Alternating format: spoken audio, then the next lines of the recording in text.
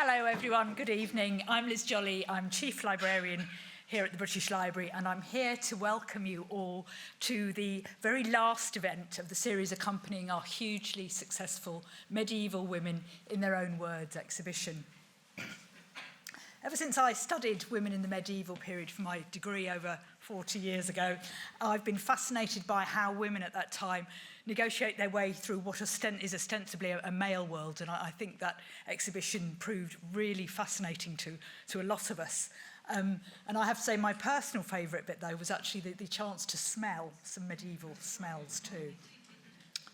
We're delighted to welcome back the renowned calligrapher and illuminator, Patricia Lovett. And tonight she's going to take us inside the processes that created the manuscripts in the exhibition. Patricia's written a number of works on calligraphy and illumination, and her brand new book, The Art of the Scribe, is published by the British Library, and we're very proud of that. And she'll be signing it afterwards in the foyer, so please do take advantage of that. Before we begin, I'd like to extend a warm welcome to our online audience. Please do add your questions in the space provided on screen, as there'll be time for a Q&A later on. Finally, I think everyone here is going to be sad to say goodbye to medieval women, and I know that some of you here have been to every single event. But the British Library's next exhibition will soon be underway, and we hope you show it the same sort of loyalty. Our next exhibition is called Unearthed, and it will explore the transformative and sometimes radical power of gardening. Meanwhile, thank you for being with us tonight, and please join me in welcoming our speaker to the stage, Patricia Lovett.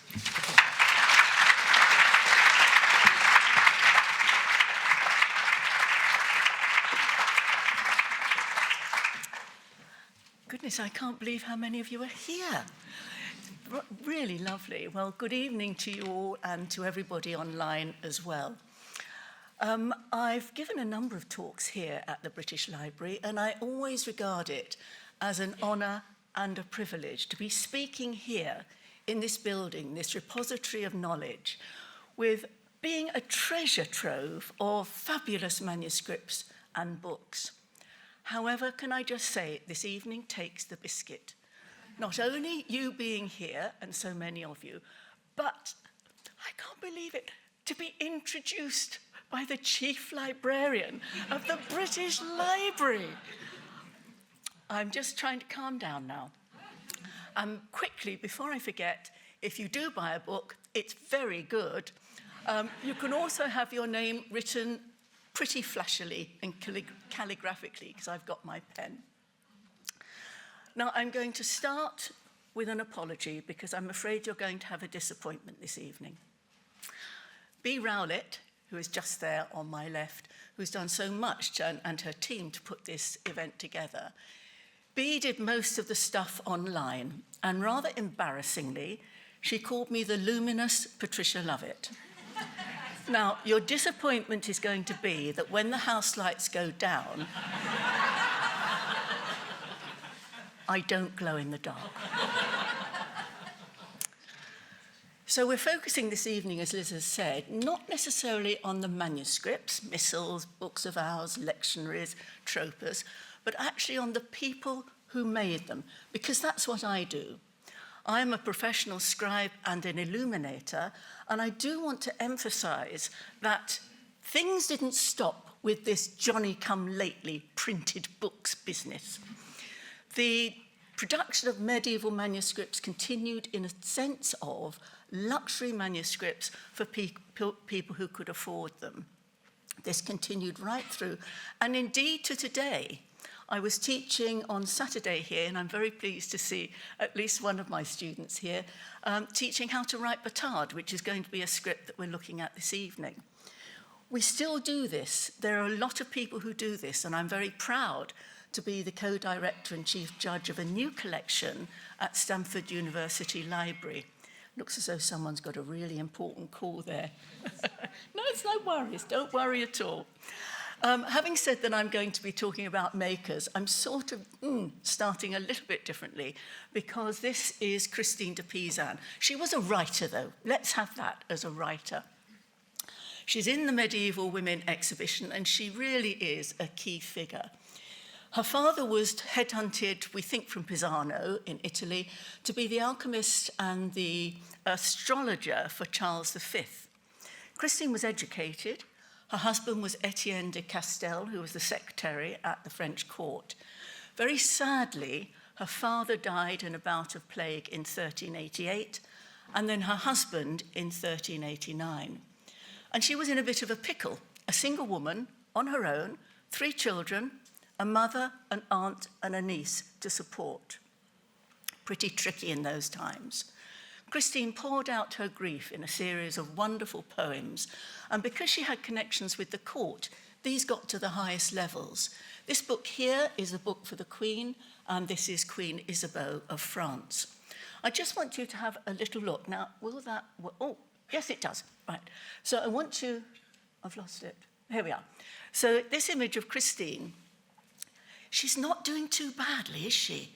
Can you see her workroom where we see in through a stone arch, a carved stone arch, with a carved stone arch window, red roof tiles, wonderful, and dormer windows, obviously a second story.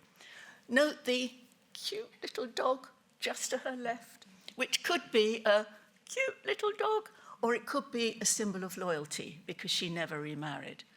She was influential in her own time, and she has continued to be influential because she is the first known named female writer. And I've included that other image there because I love this. Sorry, chaps, but, bear with us. There she is, teaching or reading from her book with 4 men standing round. I think that's a very good thing. I'm just saying. Colouring the medieval world. We can't start without looking at the actual pigments. They come from, I'm sorry, I was just going to say, and it's so obvious, they come from animal, vegetable, mineral sources. Yeah, duh, of course. The ones along the top are from vegetable sources. So the left 2 are woad, and that little ball there is a ball of woad leaves, which has been processed. That's how it's transported, and this is soaked in water to release the pigment.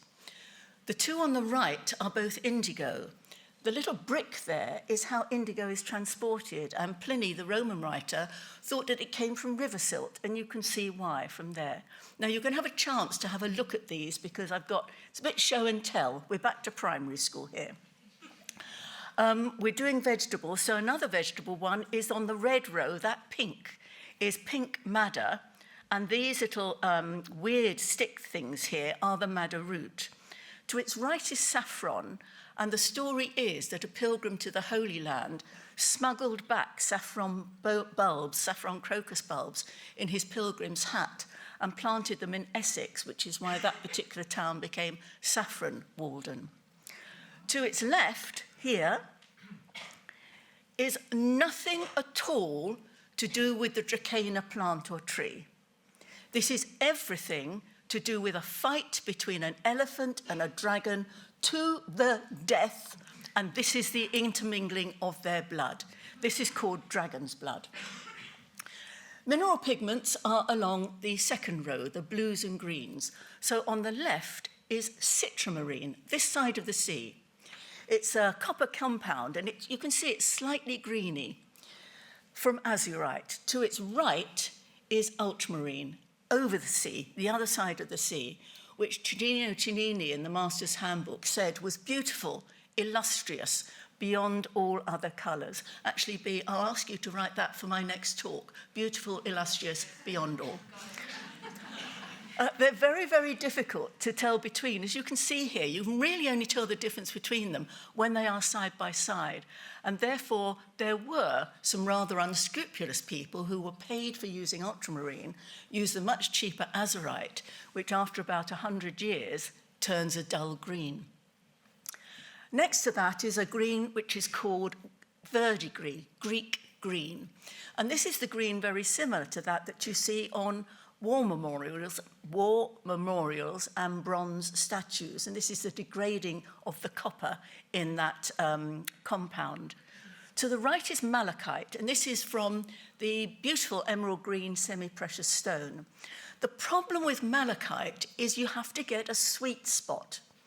It needs to be ground, obviously, from a lump of malachite, because you couldn't stick that in a book. So it needs to be ground, but as it's ground finer and finer, it loses its colour.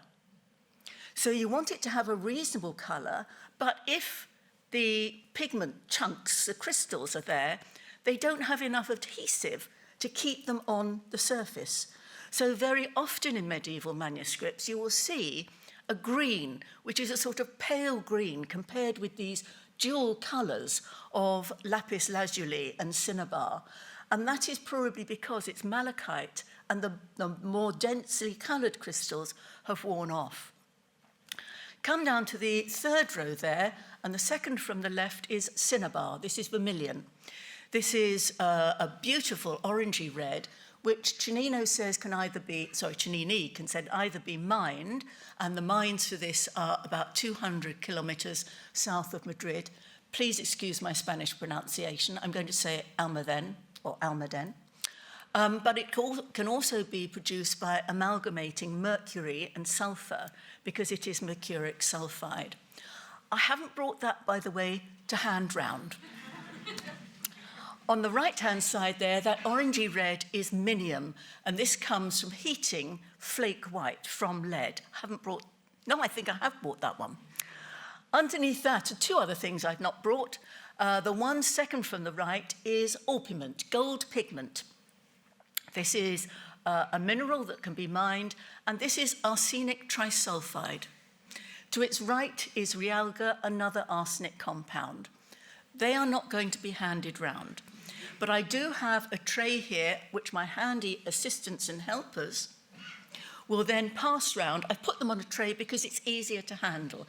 Please don't take the lids off, because one of those is ultramarine, and one jerk to the elbow or a sneeze could mean that this is a very expensive lecture for me. So if you would like to, very kindly take them round. This is one of my favourite miniatures from the Dover Bible, now at Corpus Christi College in Cambridge. We don't need the lights up, by the way, just for this. Thank you. And this is an apprentice and a painter painting this initial S. On the right-hand side, there is the apprentice grinding the pigments. You can see the muller in his left hand, probably on a slab of porphyry, because that was what Cennini said was the best to grind. In his right-hand side, he's got a spatula. The spatula is there because very often these pigments need to be ground with water, because that's the medium, the conduit, such that when the adhesive, which in this case in medieval and Renaissance times would generally be egg for egg tempera, it was more easily mixed. For a colour like, say, carbon black, it's very fluffy. And so if you put it straight onto the egg, it sort of stays on the outside, so the water helps it go through. Now, who do you think painted this? Do you think it was a rather gormless, chinless wonder of the apprentice? Or do you think it was the artist with his jolly little hat with a little horn at the back, with his very, very well trimmed pre-Raphaelite moustache and beard, with his incredibly shapely thighs and calves revealed for all to admire in these green tights, with his tunic just carefully pulled up so you could properly see them? I think I know who actually did it. Now, we're going to be time travelers this evening, going back in time rather than starting at the beginning and coming forward. And we're starting with one of the supreme scribes of all time, and this is Arrighi. We're looking at italic. This is a book that was presented to Henry VIII by Geoffrey Chambers, who was the something general, can't remember what it was, whatever, general, you can read it there. It was the Receiver General, thank you very much, to the Court of Augmentations. The Court of Augmentations was set up by Henry VIII because this was the place where all the treasures from the dissolution of the monastery went. So Geoffrey Chambers was great chums with Thomas Cromwell, and on his second trip to Rome, Cromwell went with Chambers, and this was when it's thought this book was commissioned. Presented to Henry VIII, and do you not wish that you were Henry VIII to have this book? But, you know, whether he admired it properly or not, we don't know. The lettering is done by Ludovico Arrighi. The illumination is done by Attavanti. And he has painted what those of you who are familiar with this will know is an incredibly typical Renaissance surround to this page. This could be on the wall of those villas that they're revealing in Pompeii. It's got swags, it's got curls, it's got acanthus leaves, it's got someone with a vase on their head with a plant coming out of it.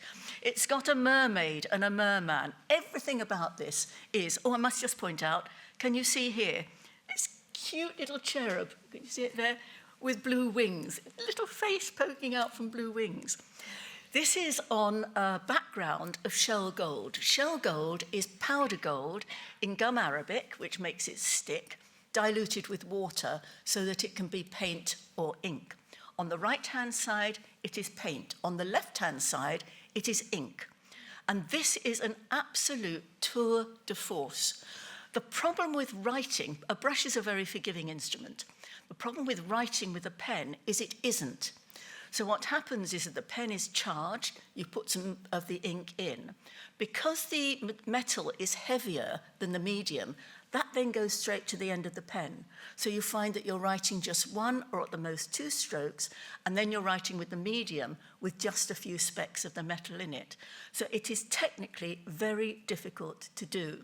So to do it as well as this is absolutely incredible. Now, most scripts, in fact, all of the scripts that we're looking at, apart from this one, gradually evolved and changed over the decades and centuries. This is the only script that was said to have been invented, apart from a modern script now called Neuland. I have a really bad throat, by the way, and I'm just hoping that this voice lasts. And it was invented by it was invented by Niccolò Niccoli. He was an amazingly divisive person. I'm sure you've read the first paragraph here, but the second paragraph, close friends became bitter enemies. Who did he upset? Driven to issue character assassinations, he wrote nothing because he was barely literate. His library was assembled as an attempted deception of posterity. My goodness, someone really was upset, weren't they? Well, let's just take that one with a bit of a pinch of salt, because on the right-hand side is his writing, which I've enlarged on the left-hand side. And instead of this library being an attempted deception of posterity, what used to happen while he was alive is that Niccolò Niccoli would invite people to his house or give them a book to one person, say, go away and read. They would come back, explain what was in the book, and they would discuss it, one of the first book groups. He also didn't want his library to go to another rich person's library or to be sold to rich people. So he was very lucky that at that time, one of his friends, Cosimo de' Medici, had agreed to pay for restoration at this church, the Church of San Marco in Florence, which had just been taken over by the Dominicans. It was in a pretty bad state of repair. And Cosimo paid 40,000 florins, which is about £5 million in today's money, for the restoration. And part of that was to create this, what was described as a hall with 3 aisles, with arches supported on pillars. And you can see this is what it is on that right-hand side. And this is where Cosimo's, I'm sorry, with this cold and funny throat, I'm losing my brain. It wouldn't be unusual. Anybody who knows me would think, yeah, well, that's normal, Patricia, but, I'm trying hard to concentrate. This is where Cosimo's 800 books went, and that was worth about 600 florins. Now, Liz was kind enough to mention that I have written a new book, The Art of the Scribe. Can I just say, I'm really excited about it because it combines history and practical. And this is what I think is so important. I do give a number of talks at academic conferences and explain to them how long a quill lasts and this sort of thing. I think it's crucial that there's a marrying of the two, and that's what is in this book. So I'm going to include some of the projects that I've done for the book because there are fabulous photographs by Jonathan Vine of the British Library, and also step-by-step instructions. There are 3 projects for each of the 7 writing styles, periods of of script and decoration, and each one is graded, so it's foundation, intermediate, and advanced. And here on the left-hand side, you've got the foundation one, which explains how to use flourishes and how to emphasize something without it being shouted out.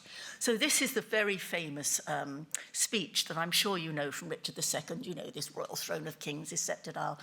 It's building up to this England. So by just indenting those two lines and writing this England in capital letters but still small, it does emphasize it. And on the right-hand side is throw caution to the wind. This is italic, you've seen Irigi. Well, this is my interpretation.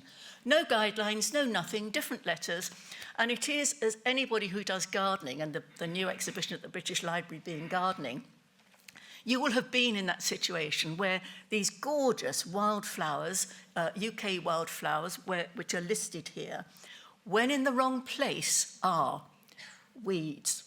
And I'm sure that you would have been like me, thinking, oh, weeds, weeds, weeds, weeds, weeds, needed to be said 5 times. We're still in the Renaissance. And in the Renaissance, they were really, really keen not on religious texts, but on texts from Greek and Roman writers, going back to the classical texts. And what they wanted was a writing style that reflected that. The style that was there at the time, they felt was far too modern. We would find that quite difficult, because if you think of the masthead of the Daily Telegraph or the Daily Mail, this Gothic style, we would think it's very, very dated. You know, the sort of thing of ye oldie worldy, Englishy, tea shoppy writing. They thought that was far too modern. Lettera or littera moderna. They wanted lettera, littera antica. So they wanted to go back to the lettering in Roman times. Well, good for them, because they're in Italy, they were in Florence, which is where the Renaissance started, and they were surrounded by inscriptions on Roman monuments. So capital letters, majuscules, tick, sorted. What about the other letters? Now, I'm just going to pause for a minute to say, we call in calligraphy the other letters from capitals or majuscules minuscules. We don't call them small letters, because sometimes those letters are whopping. Look at those posters for medieval women outside the library. They're not small. We also don't call them lowercase, because this is for printers who came way after scribes were writing. We call them minuscules. And if you remember that minuscules are less than majuscules, the minus part of it, you will never ever spell minuscules as miniscules, because they are not mini, they are minus, less than. Just a little pause there. So, there are their majuscule letters, fine, ticked, thank you, hunky-dory done. What do they do about their minuscules? Well, they didn't go back far enough. They only went back to Caroline minuscule. And here, Petrarch, who is regarded as the father of humanists, is annotating this 11th century copy of Horace. On the left-hand side is his writing, and in the middle is that enlarged. And this is a portrait of Petrarch. I just put that in because I thought you might like a picture on a page of writing. One of my absolute heroes in the world of manuscripts is Bartolomeo Sanvito. He had a very idiosyncratic style of humanistic minuscule, which is what this is. A real singing script, in my view, slightly narrower, slightly slanting, but oh goodness, I cannot tell you how much that sort of warms my heart just looking at those majuscules there. His style of writing majuscules, you can always tell because of the colour and gold combination. So it was always gold blue, next line, gold red, next line, gold green, next line, gold purple, and so on. Slightly backward slanting on his diagonals. But look at the enlargement of the lettering here. Have a look at that word. Even though you don't know Latin, I bet you could read that. You didn't look at this letter and go, oh, what's that then? What is that sort of weird loopy letter? You read it immediately as a G. And you would have, I've lost my count, here we are. You would have read that letter as an A, rather thinking, well, what's this two-story really weird bit? And the reason that you read it is because you would have read it on your ticket, you would have read it on the website, you would have read it on the newspaper, magazine, whatever tablet you have, computer, because this was the lettering style that people like Jensen, who was one of the earliest printers, went to when he and others developed movable type. This wasn't when a wooden block was carved with letters on it, or indeed a copper plate carved with a burin. This is where a letter was carved in wood. It was then put into lead, and a mold was made, and then that lead letter, that's difficult, lead letter was used to set type. And so those letters could be taken out and used for the next page.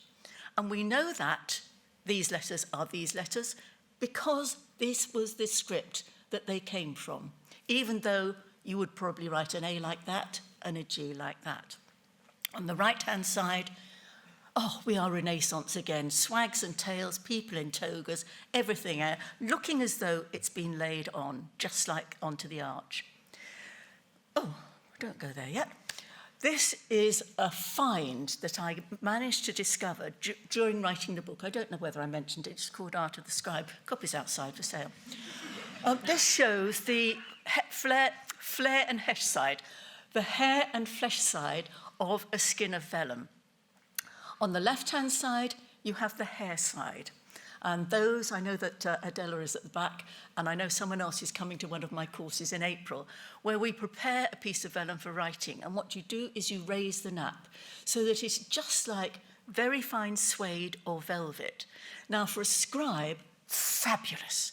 Writing on well-prepared vellum is, well, you'll all have experienced something like it, because at some time in your life, you would have loved, doesn't matter what, whatever pen it was, whatever paper it was, you've had a really good writing experience. Now, I'm not prone to exaggerate, but multiply that by about 1 million times, and that's what it's like writing on vellum with a quill. Writing on the hair side, on the flesh side, though, isn't quite so good, because it is often waxy and a bit greasy, so there isn't quite so much tooth. But for the artist, look what trouble they have had. We're here, hair side. They're trying so hard to get a straight line there, but the paint just won't sit. Look at this wiggly-woggly line at the top, and they've not been able to draw these lines smoothly and straight because it's just like being on suede or velvet. They've had to do little strokes. Look at this letter, though. Wow. Oh, for goodness sake, stop doing that. This artist is having such a time. Look, good lines, but paint not sitting quite so well because of the grease. But look at these swirls here. Absolutely wonderful ends to those letters. Now, I'm going now onto this slide, which has been wanting to come because I've clicked on it before. And this is how vellum is produced.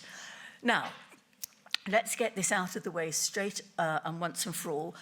Calves aren't reared specifically for vellum. What happens is that vellum is a byproduct of the meat and dairy industry. So far more male animals are born than can be used for breeding.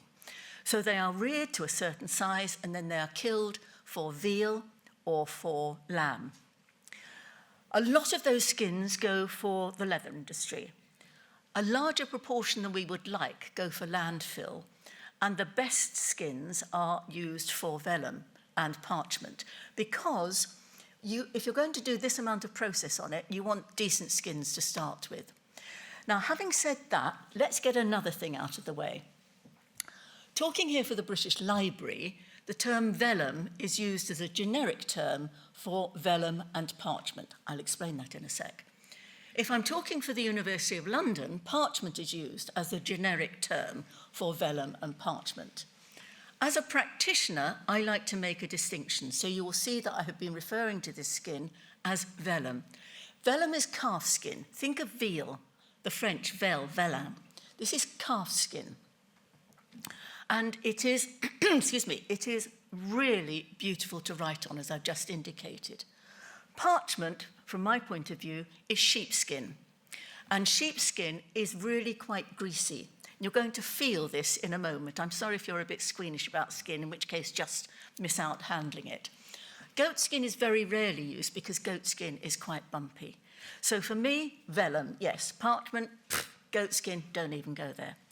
And this is how it was produced, because I don't think it's right just to look at the scribes, the illuminators, and the artists in manuscripts. If we didn't have this, we wouldn't have the manuscripts, the wonderful manuscripts we have here in the British Library. So the first thing that happens is that the skins are soaked in vats of lime for a period of days. When I say lime, don't go gin and tonic there, it's mineral lime. The vats are agitated with these paddles, and what this does is it very, very slightly pickles the skin so that the hair follicles expand and the hair can be removed much more easily. And you can see here Paul Wright, the manager at William Cowley, by the way, the last parchment makers that we have in the country. It's a critically endangered craft, according to the Heritage Crafts Red List, and I'm absolutely delighted that Daniel Carpenter, who is the amazing Chief Executive Director there, is here this evening. I feel really honoured that he's here. If you don't know about the Red List, look it up. It's amazing. So this is a really critically endangered craft. Paul is easing out the hair with a two-handled knife called a scudder. Now, we will be seeing, I'm not sure, I think I've taken that one out, but sometimes when you look at manuscripts, you'll see a little smattering of black or brown dots. These are the hair follicles. If there is a lot of black or brown dots, it's quite likely, not always the case, but it's quite likely that that is a skin that was prepared in the winter. Because in exactly the same way as when it was cold last week, you would have gone outside and you've gone, oh, blimey, it's a bit chilly today, and sort of grasped your arms to you. This is what animals do. They don't want to give up their hair, even when they're being processed like that. So a quite hairy skin is probably a skin that was prepared in the winter. Now, top right is Lee Mapley. Lee Mapley is the last master parchmenter that we have in the UK. And William Cowley is one of the last parchment makers in the world that still does these traditional processes. And what Lee is doing is he is scraping a skin which is held under tension by what's called a hearse with pegs in it, so it keeps it under tension, to remove the top layer to reveal the nap. And this is what we write and we paint on. On the right-hand side there, you can see that the skins are left to dry. In the summer, it's much quicker than in the winter. And to show you that this process has not changed over centuries, in the middle is that miniature from the Hamburg Bible. And if you look behind the layperson with a roll of skins under his arm showing what looks actually like a very nice piece of vellum, to, I think that's a Dominican, isn't it, in black robes. Behind him, there is the hearse, there is the skin, and there is the curved-bladed knife. Now, if we could have the house lights up, please, Sav, thank you, and if we could have this off, that would be great. I'm going to be handing round some skins for you to see, and one of them is, can we lose that? Is that possible? If not, that's fine, we'll just deal with it. One of the pieces is manuscript calfskin vellum. Feel both sides. The hair side is normally a little bit darker, more texture. The flesh side, brilliant, thank you. The flesh side is whiter, waxier, and smoother. It looks like the side that you should write on. There's also a piece of parchment, feel that. It's thin and greasy. Beyond that is a piece of what's called slunk vellum. There are quite a lot of hair follicles on the slunk vellum. Now, slunk vellum is the precursor to our Bibles that have that very, very fine paper. So slunk vellum was often thin skin that was used in books of hours or psalters that were used by lay people in their own home. And so they needed a very, very thin vellum. I couldn't understand that there were that number of stillborn or uterine calves, because that's where slunk vellum come from in the medieval period, because they just couldn't afford that. And the parchmenter said, no, Patricia, a good parchmenter can scrape it down. So feel the slunk vellum, which is almost thinner than the parchment. And then the last one on this skin is the natural vellum, so you can see the normal shape. One thing I didn't say, I can see it here, don't bring them up again, but it doesn't matter what colour the hair is, the skin underneath is the same. And I thought you'd like to see a skin of parchment. Have you taken the vellum? That's it. A skin of parchment here. This is the neck, and these are the haunches. this skin is about slightly larger than average. I bought some skins last year, and about this size was £240. If you think about the processes that we've just seen, you'll understand why it's so expensive. A sheet of even handmade paper, probably this size, wouldn't be more than about £10. But handmade paper can be made reasonably in bulk, even though it's handmade. This is individual and unique. Now, this is a skin from Lee Mapley, and he is a really, really good parchmenter. Annoying for me, parchmenter is the term that is used for people who make parchment. They're not called vellumers. That's it. If we can have the slides on now again, please, Staff, thank you. Because it's not only the hair and flesh side, it is also where on the animal you choose your skin. Vellum isn't like paper. It's not the same width, depth all the way along, thickness all the way along. Where it needs protection, shoulders, down the back, particularly the spine and the haunches, it's thicker. Where it doesn't need protection, around the ribs, it's thinner. And so when you're selecting things, as here, this was a skin that I was asked to do for the Genius of Illumination exhibition at the British Library 2012-2013, I set it out as for the Westminster Psalter, which is a book that was on exhibition. So you can see there the Beatus, the big B. This was what very often happened in luxury books, is that the beginning of Psalm 1, blessed is the man who walketh not in the path of the ungodly, or doesn't take the counsel of the ungodly, whichever your translation is. Often that first B was decorated. Next to that is David as psalmist. And above that, you might just be able to make out some lines there where the pages were set out for writing. And you can see by those pencil marks that I have avoided the thin ribs, I've avoided the thick spine as much as possible. The reason for avoiding the thickness is that in a book, if you have all the thick bits here, the book doesn't want to fold. If all the thick bits of the skin are at the foredge, it springs open. Exactly the same, if you've got the thick bits at the gutter, the book again doesn't want to close. So Eadfrith, who was the artist scribe who did the Lindisfarne Gospels, knew a thing or two. So can you see on the right, this dark indentation here is the spine going horizontally through the book. Now, the humanistic style of writing that we've just been talking about are here in two projects. These were available to see in the exhibition beforehand. If you've missed it, tough, it's now gone. And on the left-hand side, you have a flutter book, which is a book that has a normal cover, but the pages, apart from the beginning and end, aren't attached, and instructions of how to write this. The very famous speech from Hamlet, isn't it? You know, to thine own self be true. On the right-hand side, this is absolutely Bartolomeo Sanvito and his lettering and that Renaissance style. On to another hero of mine. Honestly, this bloke really makes me sick.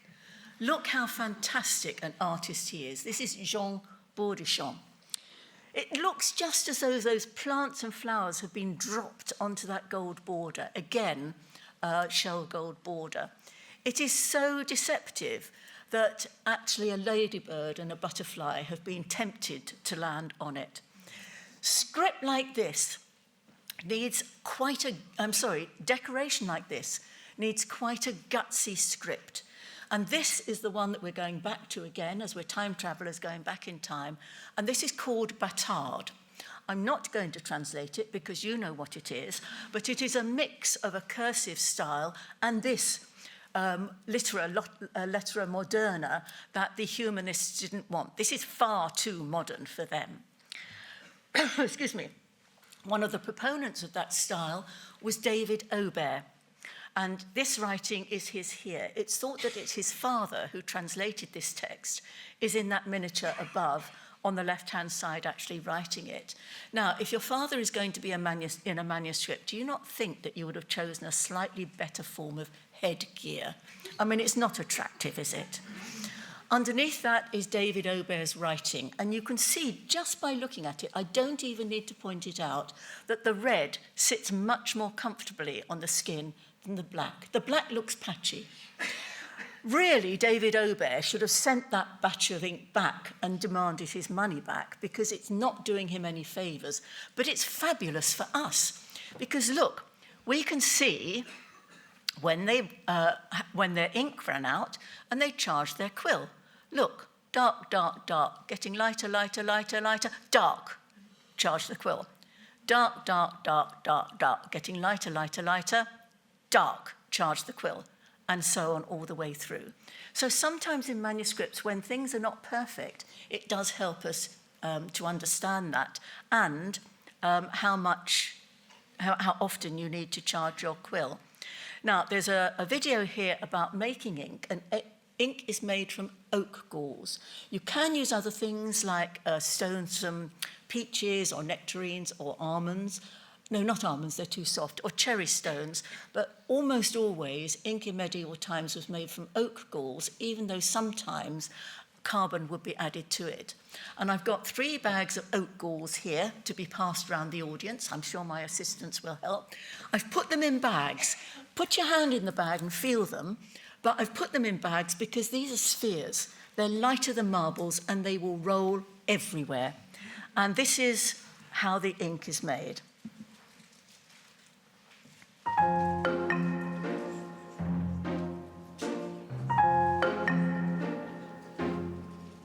The ink that was used in medieval manuscripts was almost invariably made from oak galls.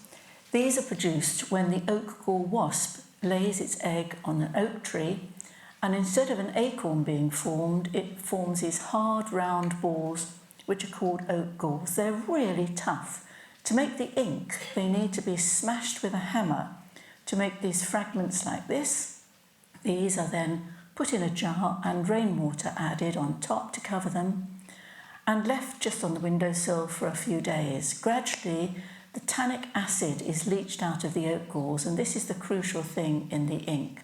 The water gradually turns into pale brown, which over a couple of days turns into a darker brown. Then there needs to be some sort of glue, adhesive added to it to make sure that the ink sticks to the surface of the skin. And in this case, usually gum arabic is used. These are these rather yellowy amber-coloured lumps, which are dissolved in water to make a sticky solution. And also copperas is added. Copperas is what ferrous sulfate was called in medieval times. And this gradually turns that pale brown into a darker brown and eventually into a dense black.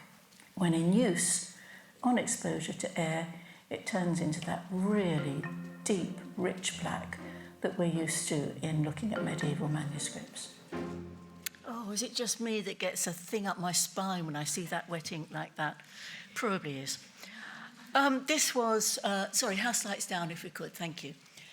This is my interpretation of that batard. On the left-hand side, sort of emulating Jean Bourdichamp, but the colour of the gold doesn't really shine, so I've included a copy of his that I did, excuse me, for the more recent gold exhibition, where you can see that that shell gold can be shined up, but not nearly as much as for leaf gold that we're going to be coming on to. Actually, when I saw the original manuscript, I realised it was much bigger. I'd done it really small. And I thought, oh dear, read the dimensions on the online, Patricia, for goodness sake. Then the advanced project is creating a spiral and writing round a spiral and actually painting in the style of Jean Bourdichamp, which is very realistic. And I don't believe anybody in this room couldn't paint like that because it is so easy. It's in my book. On to the next style of writing, which is this lettera moderna, and this is the Bedford Hours. It was given by John, Duke of Bedford, John of Lancaster, John the Fearless, to his wife Anne of Burgundy, after the success at the Battle of Agincourt and when Joan of Arc was defeated, and this was sort of a match between France and England to sort of cement that. It wasn't a love match to start with, but they did come to have very high regard for one another. On the left-hand side, you've got John himself, John, Duke of Bedford, with really the most unfortunate haircut. I mean, it might have been the style at the time, and they've even given the same haircut to St. George. I mean, do you not feel sorry for them with hair like this? John is praying at the feet of St. George, not his name saint, who I think was John the Baptist, not John the Evangelist. And St. George is wearing the robes of the Garter. Surrounding John are probably the most gruesome ways of being killed to be a saint. You know, can you imagine? Yeah, do a picture of me, have St. George there, yeah, that's fine. Lots of, arches and decoration around.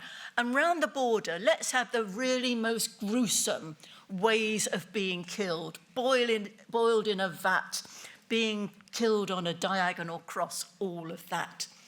Now, around there, you'll see that there are the wood stocks, which was John's badge, and they are on raised gold.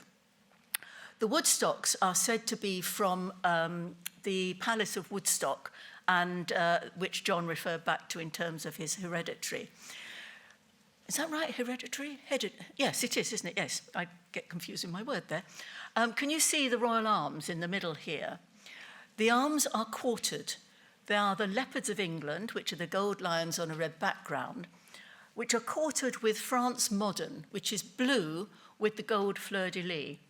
These stayed in the royal arms until 1801, which I think really was a bit of a cheek of the royal arms, because we had absolutely nothing to do with France in that sense, certainly way before that.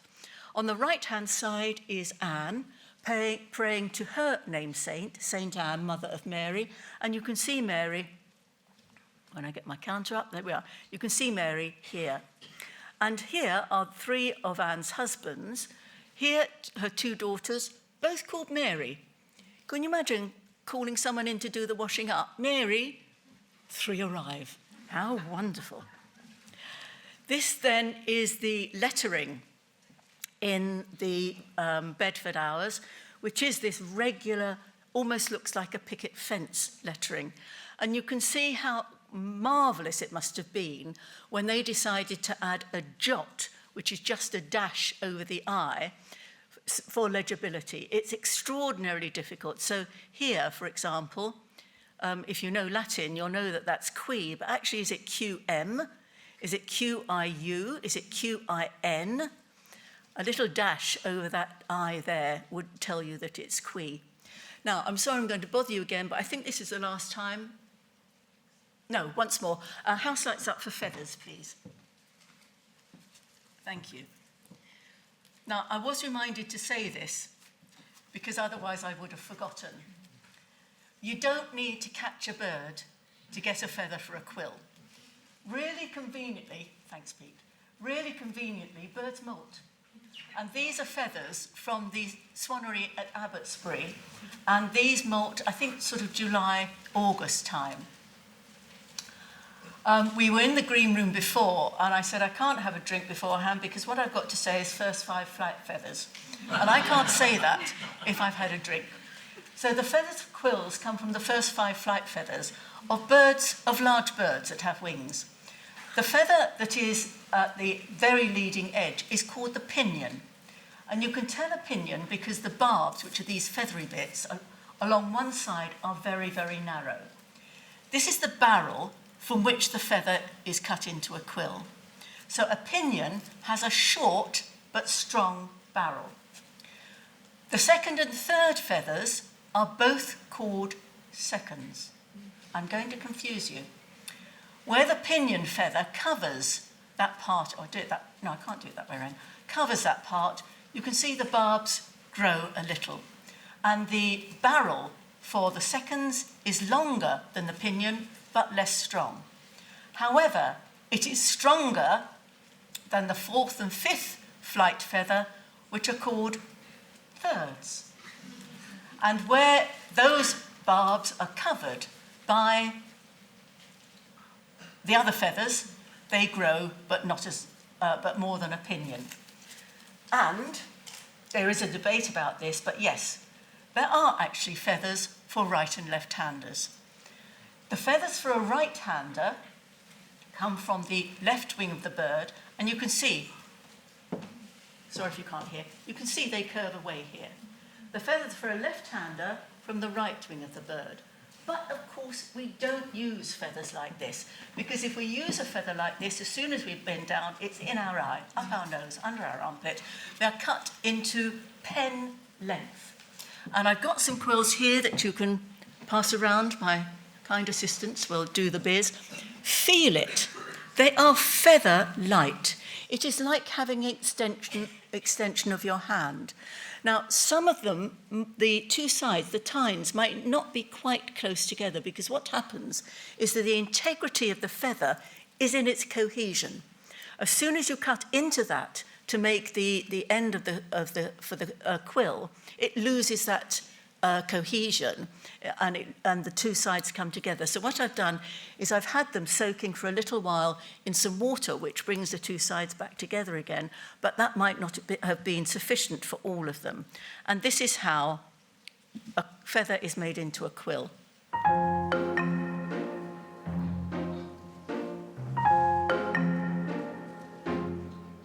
The feathers that are used to make quills come from the wings of large birds like swans and geese.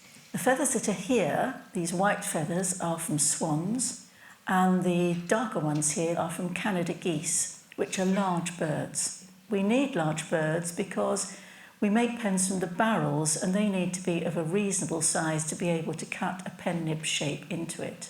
There are actually feathers for right and left-handers.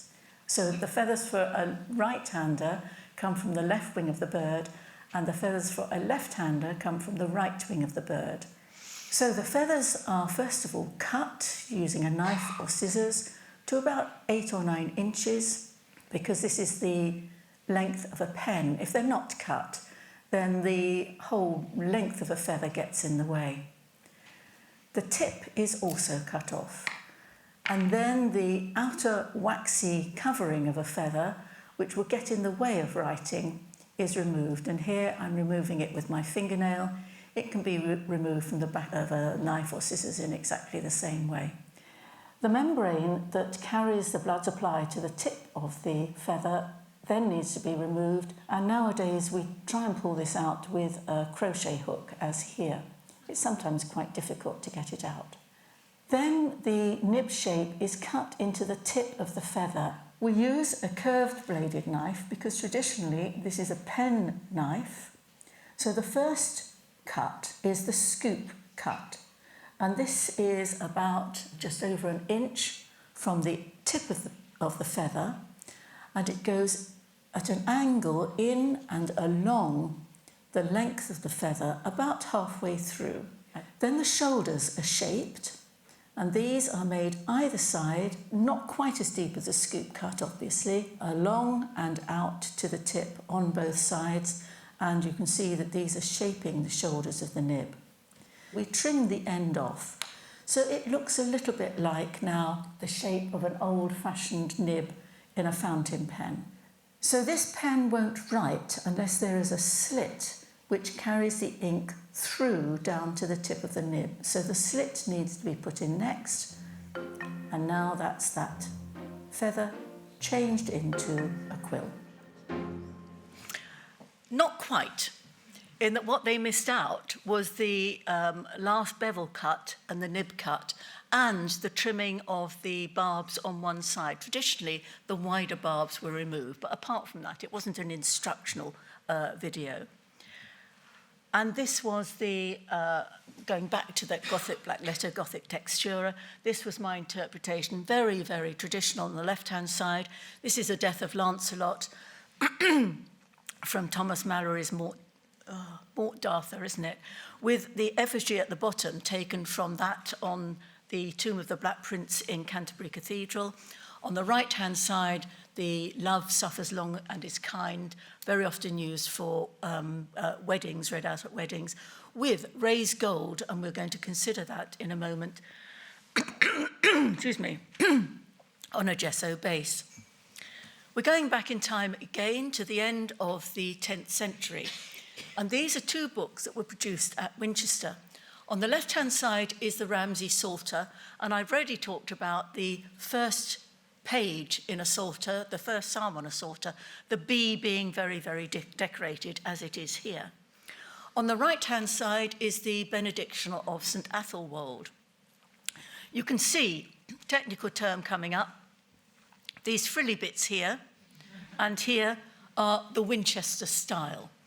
This is, on the right-hand side, the purification of the Virgin. 40 days after giving birth, that is on the 2nd of February, the Virgin Mary goes to be purified and takes the 40-day-old baby with her. Have a look at this baby. Sitting up. Absolutely fine, thank you for it. Dory, raising hand, giving a blessing. I know he was miraculous, but 40 days, I think that's pushing it a bit. And here is Joseph with the 2 turtle doves above Mary's head, which was the offering for those who were poor. These 2 manuscripts were both written by different scribes at the end of the 10th century in Winchester. And I love to think of them sitting side by side. You can see how different they are. The Ramsay Psalter on the left, much denser. There's a less even layout to the letters. On the right-hand side, we know that Goderman wrote this because we have a note which we're going to look at in a moment. Much more even, much more. But there is the Ramsay scribe. Now, where is it? There, this G. I think I'm going to do the tail of my G, woo, going out a little bit like that. And there is Goderman saying, no, I'm going to pull my tail of my G in a bit. I think that's a nicer letter. But on my A, come on, up right there, but a humongous big bowl, whereas the Ramsay scribe said, no, well, I'm going to do my A at a little angle and a much smaller bowl. Wouldn't it be lovely to think that they were doing that? We know that Goderman wrote it because this was the note that he wrote at the beginning of the book in shell gold. Clever Goderman. And if you read the last part here, let all who look upon this book pray always that after the term of flesh I may abide in heaven. Goderman the scribe, as a supplement, earnestly asks this. And if you can see Goderman there, a supplement, Scriptor, the scribe. Now, the third person in the triumvirate of bishops and archbishops who were concerned with the Renaissance, the religious Renaissance at the end of the 10th century, was St. Dunstan. Now, we like St. Dunstan because he was said to be excellent in painting and forming his letters. Come on, you've got to like someone who does that. St. Athelwold, by the way, was very good at working in precious metals, and he's still one of the patron saints of silversmiths. On the right-hand side there, you have the triumvirate of those saints in a modern stained glass window. What they were responsible for was the adoption of the Benedictine rule into England. Services tend to be taken at this time by secular clergy. This was not acceptable as far as St. Benedict was concerned, and so monks were moved in and they were taking the services. There was also a renaissance in the creative skills. Obviously, if you've got someone who's good at pictures, writing letters and working in precious metals.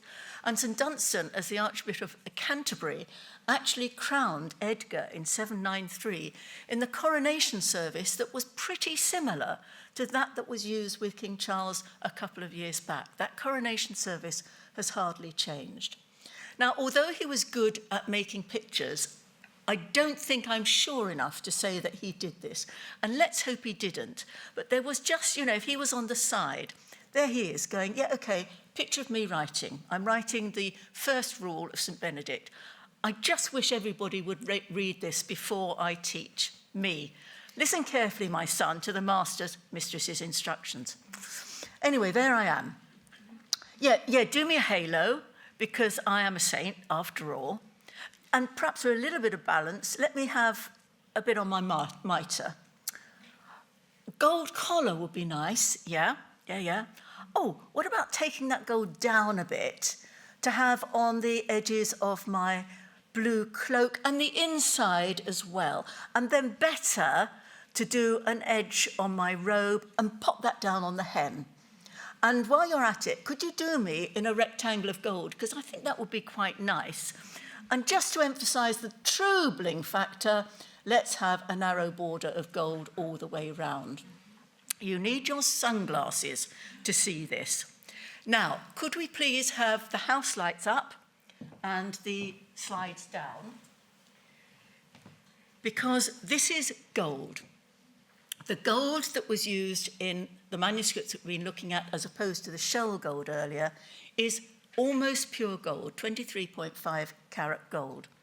And I'm just going to rub my fingers here because the hairline tends to be greasy, and that means I can more easily, hasn't even come up on one piece, pick up a leaf of gold.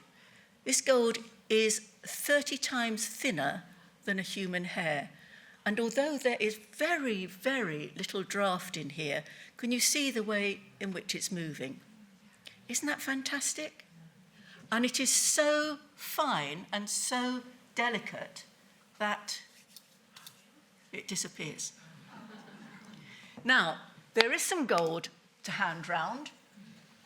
I'm not going to hand this round because it wouldn't get as far as Liz here at the front. But please touch it. This is, I'm really pushing the boat out for you here. This gold is the same gold, but it's been attached to a slightly waxed backing sheet. And it won't be any use to me at all, because once it's been handled, gold is so fine, it just sort of disintegrates, you don't see it. So have a touch, have a feel it, and turn it in the light. You won't be able to in a minute, because I'm going to ask for the house lights to go down, but it really does glisten. And this is how it's made. Can we have house lights down again, please, and slide on? So there is actually now no gold beating left in the UK, which is absolutely ridiculous when they can do this in Italy. What's the difference? But there we are. So a block of gold is put through rollers until it forms a narrow ribbon. And this is then cut into squares that are about an inch, 2.5 centimetres in new money. This is then put between gold beaters' skins, which are the inner lining of a calf's intestine. They're incredibly strong, but they're very, very thin. It's wrapped up into a little package, and then it's beaten by the gold beater. This pushes the piece of gold out. It's taken from the gold beater skin, cut into 4, and that process is repeated twice more. Then, at the end, you saw that piece of gold that I lifted up, that gold leaf. This is someone, lost it. This is someone who is handling this. It's cut by a wooden wagon, and they're then putting those pieces of gold leaf into these rouged pages for a book, and this is the block of books that are going to be sold. I've included a Florentine, I've included a Florentine florin because this, not much bigger, no, not even as big as a 2p piece, but really, really thin, and worth now about £220. A good gold beater, it said, could get 100 gold leaves out of a Florentine florin. And this is how that gold is used in manuscripts.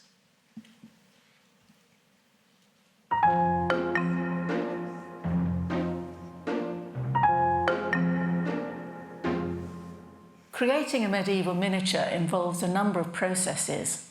The design is transferred to the surface of the skin, and then often the outline is reinforced, gone over with minium. Because it's gone over with minium, these were called miniatures.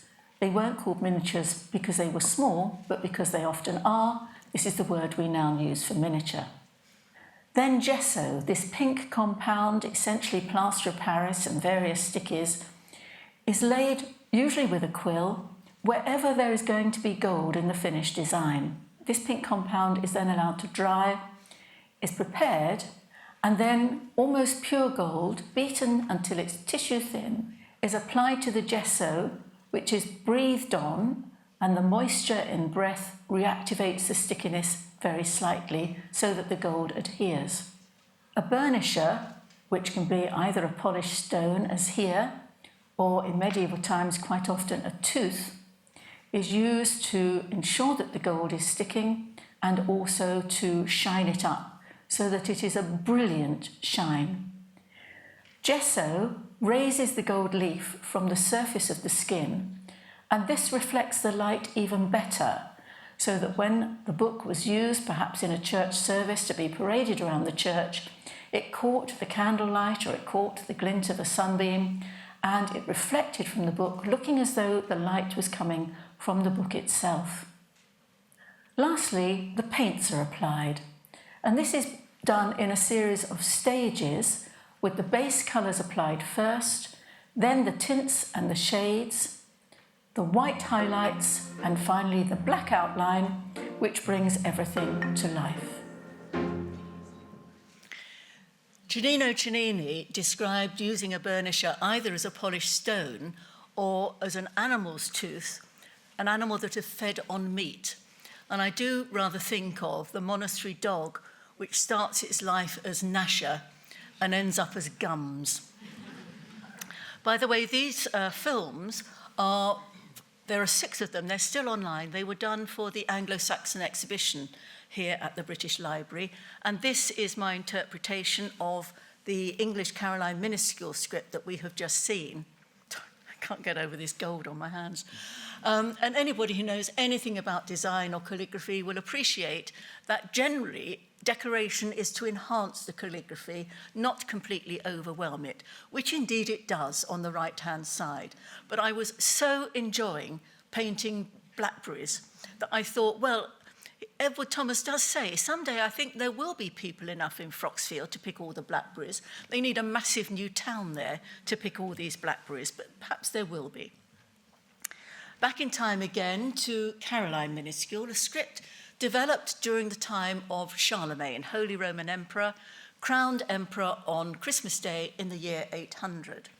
Now, I'm conscious of time, and I'm conscious of getting to the end of this, so I'm going to be really, really whizzy, but this is a script that the humanists went back to, and this is the script that printers use for all the lettering that we have now.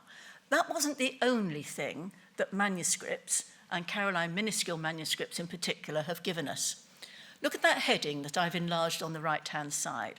Incipit, this is the beginning. Liber, the book. Ezekiel, the prophet. That line there, by the way, is a tittle, as in jots and tittles. We have here a massive letter. In typography, it's called a drop cap.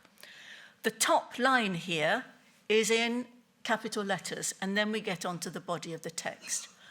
You will have seen that in lots of printed matter. I haven't got time to show you it in Country Life that I've got here, but headings in newspapers and magazines in capital letters, big. Then often a letter extends over a couple of lines, a drop cap, and then often the first couple of lines are in capital letters, and then in the body of the text. And have you ever wondered why magazines, books, A4 paper is this shape? This is the shape of an animal. You can fold the skin this way or that, but it is the shape of an animal. They are the proportions of a calf and a sheep. I put this in, we're almost at the end, but just to make you smile, because it certainly did me. This is another page from the Moutier-Grandval Bible. I'm not sure whether I said one of 100 Bibles produced in about the same number of years in the monastery of Saint-Martin in Tours in France.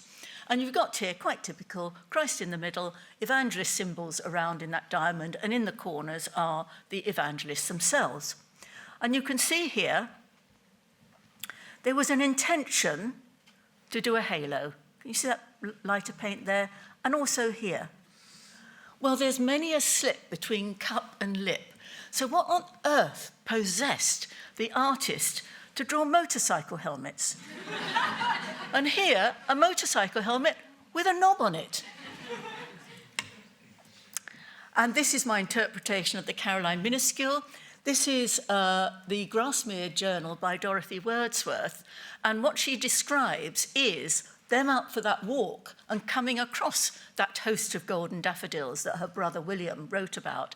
This is a zigzag book, which means that you can pull it out, and that line of decoration at the bottom is the same as what's in the text. So it starts with no daffodils, then you get some more, as you can see here, and then there is the host, and then there are fewer at the end.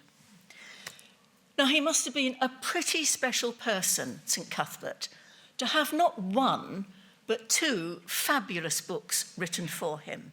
This is the Lindisfarne Gospels, to my mind, the greatest treasure we have. Blow Van Gogh, blow Reynolds, blow any modern artist or whatever, it's this. He was the artist scribe, and we're pretty sure we know that, because in the 10th century, Aldred, who describes himself as a miserable priest, adds this note at the end in Latin. So you can see there, Eadfrith, Bishop of Lindisfarne, created the book, Athelwold bound it, and Bilfrith, the anchorite, added jewels to it. On the right-hand side, this is a page with very little of that gloss that Aldred added. A gloss is a sort of word-by-word translation, and it's glossed into Old English. On the left-hand side, we've already seen this page before. Do you remember with the vellum, when the backbone went right the way through? This is the best page in the book. This is the beginning of Luke, Quoniam Quidam. See there at the top, Luke the calf. Beautiful, beautiful interlaced decoration here, La-ten ornament. Here, a design pretty much like you get on a very, very expensive designer silk scarf. It is actually bodies of birds, the lighter bits here. Their beaks and heads are entwined, and entwined also are their legs and feet. At the bottom, one of them has become unentwined, if that's correct. 4 of their chums just walking along, just talking about after Sunday lunch, perhaps they do have beef or lamb, not sure, not realizing that they're going straight into the mouth almost of the monastery cat, who's already got 8 of their friends in his tummy, coming round to his twirly-whirly legs and feet and tail. Don't tell me they didn't have a good laugh in medieval times. An absolute contrast is this book, the St. Cuthbert Gospel, the Gospel of John, a small book. It's a pocket book. This was owned by the Stonyhurst College, and it was on loan to the British Library for many years. The trouble is with a loan is that they couldn't do anything to conserve it, and it needed conserving. So there was a big campaign to raise enough money to buy it, which indeed they did. And I was privileged enough, because I was in the film doing the writing, to be able to look at it. I wasn't able to handle it, but I was so hoping that Dr. Claire Bray would look away such I could put it into my pocket, because I don't think that they would have noticed. So on the left-hand side, we have this wonderful uncial script. On the right-hand side, this cover, which is the earliest cover that we have in Europe. A very good friend of mine, a fellow calligrapher, Sheila Waters, her husband was Peter Waters, a bookbinder, and he worked with Roger Powell, great bookbinder. By the way, there is an exhibition at Petersfield Museum at the moment on Roger Powell's bookbinding, and they were given this book and asked to rebind it. Can you imagine the integrity and the codicology that would have been lost had they not fought not to rebind it? It really is the most gorgeous book of all time, and it deserves to be in my house. This is my interpretation of the uncial. The previous projects are much more conventional, but it's round uncial. Oh, well, let's make it oval. Let's make some of the letters go up and down, nest one with the other. This is the Brook from Edward Thomas, part of it, where it talks about a butterfly flying through and coming to rest on a stone. And that's the butterfly feeling that I wanted from that. You'll be pleased to hear, not too late, this is the last one. And I've included this because I want to praise all of those scribes, illuminators, artists, bookbinders, book decorators, vellum makers, parchment makers and gold beaters, pigment makers, who are truly the princes of their craft. As indeed Eadwy says here in the Eadwy Psalter, I am the chief, the prince of scribes, as indeed they are too. Thank you very much.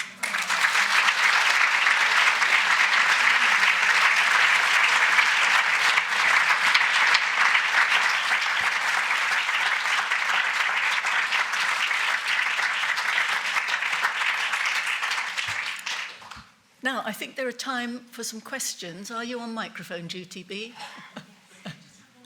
All right, one online. From our online audience, Alice asks about the black ink being made from oak galls, but what is the recipe for coloured ink, presumably with the minerals shown at the start? Yeah. So very often an iron-based red in medieval times called rubrica will be used to write the instructions in, if you were a priest conducting the mass, you would need to know what you needed to read out and what the congregation then replied, and that will be written in red, which is where we get the word rubrics from. And other colours would be used for writing from those pigments that we saw right at the beginning. Everybody's stunned, no questions, let's go home. Let's get some books bought.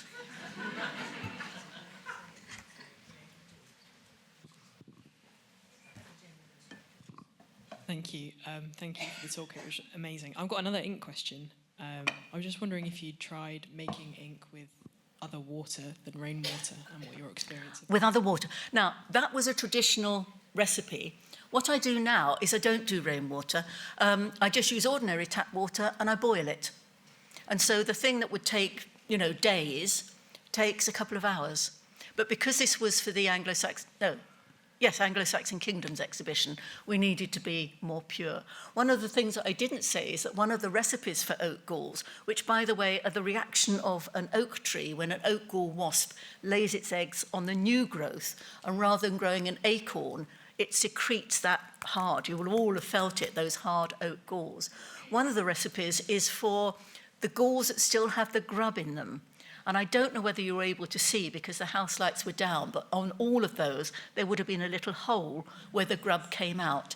And I have had some oak galls that the grub hasn't come out, and I can't use them because the thought of going sort of hammer, hammer, squish. Can't do it.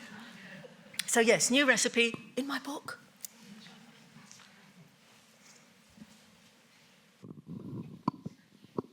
Like pass the parcel. There's going to be a forfeit for you at the end.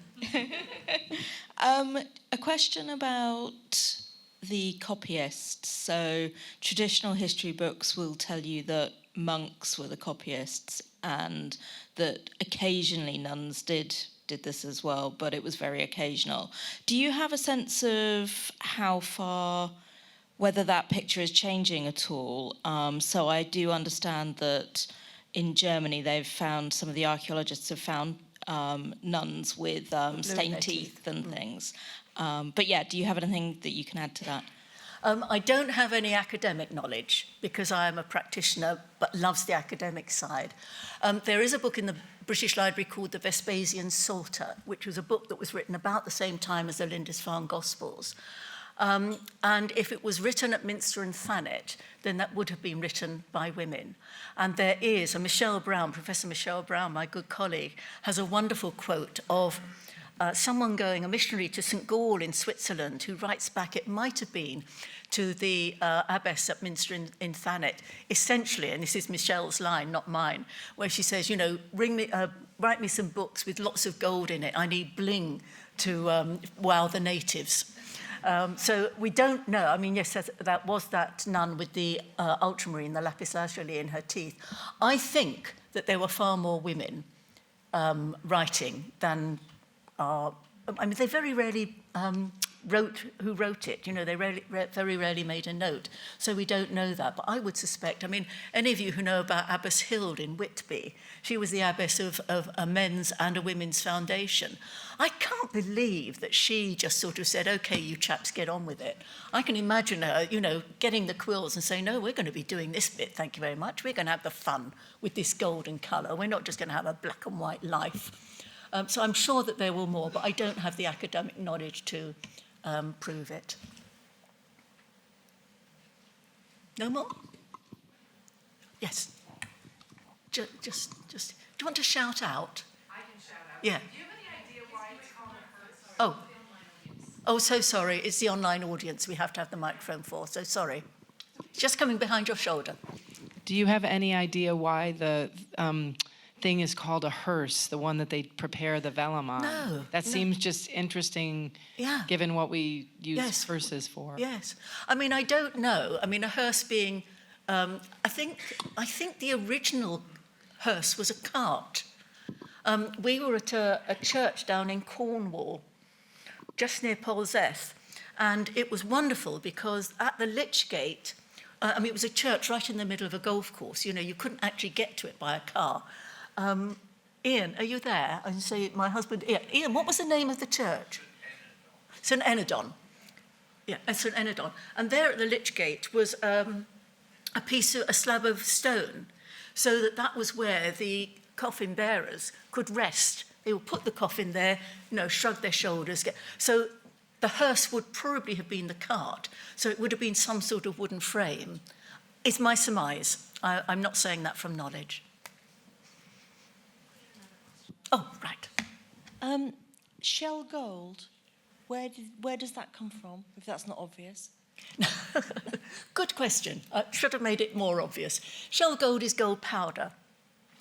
One of the ways of making shell gold, I'm just trying to think. Oh, no, it was in the gold exhibition. I couldn't remember where it was. Is to get a piece of leaf gold, which is not difficult to get hold of because it's gold beaten, and just tap it with gum arabic. And I think this is the Middle Eastern way of making the gold as gold paint or gold ink. And you just tap it for a couple of hours, and it gradually, I mean, it's not even crumbs. If you ever see gold powder, you will be so disappointed by it because it just looks like sand. And I mean, I used to do look, this is gold powder, expecting people to be, oh, wow. And it was just, oh, is that it? So the shell gold is much shinier, but it is from actual gold beaten. Yes, we have to wait for a microphone for the online audience, who are very valuable, those of you online.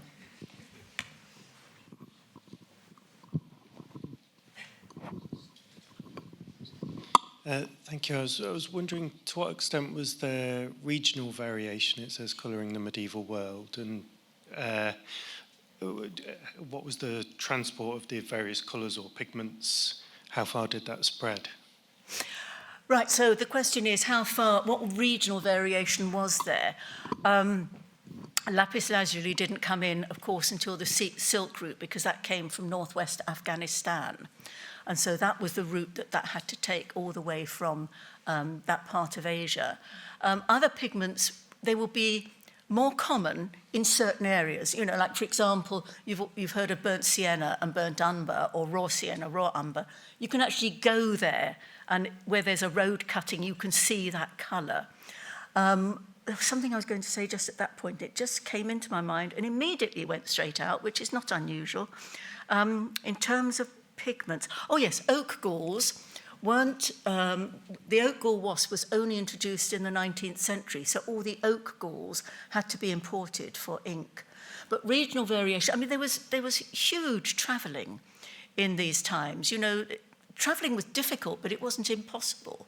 It took something, I think, like 3 weeks to walk from Rome to Canterbury. So, not huge. And so people would travel, and these pigments would travel.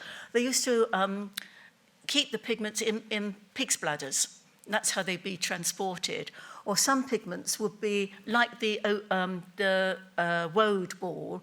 They would soak cloth in the colour, let it dry, and then that cloth would be re-soaked when it was needed to be used.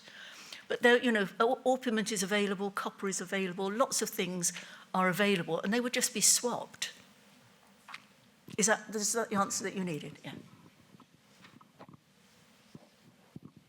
Putting it crudely, what's wrong with pig skin? What's wrong with? Pig skin as parchment. I think probably, I'm just trying to think. Pig skin. I think probably it's too thick a texture. I mean, I don't know. In Australia, by the way, they now have kangaroo skin vellum. So, they manage there. But I honestly don't know about pig skin.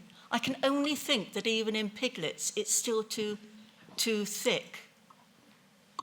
No, I don't, but I will try and find out. I will ask William Cowley, the William Cowley Parchment Works, and see if they know. Is it cup of tea time? Glass of wine time? Any time's wine time. No more questions. Well, thank you very much indeed, those of you who are here, those of you online. For me, it's been a sheer delight to share these fabulous manuscripts and aspects of making, which of course is what I do, with you all. And I don't know whether I've mentioned it, but there are books on sale. Did I say that before? And if you buy one, I write name or, they're very, very good for people you don't know what to buy for. Uncles, grandfathers, those sorts of people, or anybody really, multiple copies, and I'll write lots of names. So thank you so much for coming.